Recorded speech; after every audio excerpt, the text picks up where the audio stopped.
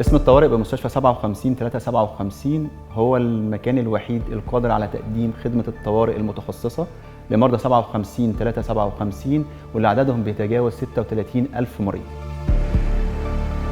ايه اللي بيميز اسم الطوارئ؟ اسم الطوارئ باسم مستشفى 57 بيتميز بوجود افضل الاطباء المتخصصين في علاج الانواع المختلفه من الاورام، زي الاورام الصلبه، زي الاورام الدم، زي فريق زرع النخاع، واللي بيقدروا يقدموا الخدمه الطبيه المتميزه لمرضى السرطان اللي بيتعالجوا في مستشفى 57. بيتميز اسم الطوارئ بوجود ملف الكتروني للمريض بيكون فيه كل تفاصيل التاريخ المرضي، إذا كان المرض، مكان الورم، العلاج الكيماوي اللي هو تلقاه أو العلاج الإشعاعي اللي تلقاه، الوقت اللي خد فيه العلاج، إذا كان في أي مضاعفات حصلت أثناء العلاج أو بعد العلاج، وكل ده بيفرق في اتخاذ القرار ناحية المريض.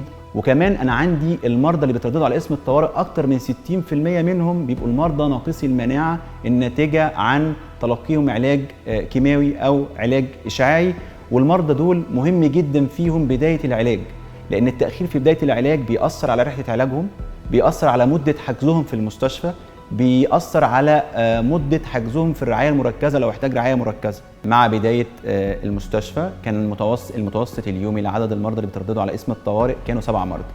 دلوقتي احنا في 2023 بيتردد على اسم الطوارئ متوسط يوميا 70 مريض يوميا، وده رقم كبير جدا في أي مستشفى متخصص في علاج سرطان الأطفال. بس هنزود الطاقة الاستيعابية لاسم الطوارئ من 7 غرف ل 14 غرفة عشان يبقى عندنا قدرة على التعامل مع عدد أكبر من المرضى في نفس الوقت. هيتم مضاعفة غرف عزل الهواء المحكم، وده بيبقى مهم جدا في اسم الطوارئ بالذات مع المرضى ناقصي المناعة. هيتم تجهيز اسم الطوارئ بأحدث الأجهزة اللازمة لدقة التشخيص وسرعة اتخاذ القرار، واللي هتساعدنا على متابعة مريض الطوارئ على مدار الساعة حتى يتم تقديم خدمة طبية متميزة بأعلى معايير الكفاءة. هيتم زيادة الأماكن المخصصة لانتظار المرضى، وده علشان نقدر نستمر في تطبيق أفضل نظم مكافحة العدوى.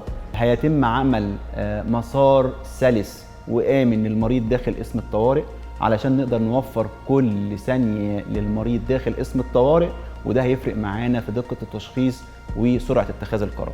في التصميم الجديد هيكون كل الأماكن المخصصة لتقديم الخدمة الطبية عبارة عن أماكن مفتوحة، وده هيسهل على الفريق الطبي متابعة الحالات بدقة وتقديم خدمة طبية متميزة بأعلى معايير الكفاءة. هدفنا من التطوير توفير كل ثانية للمريض داخل الطوارئ علشان نوصل لأعلى نسب شفاء الأطفال.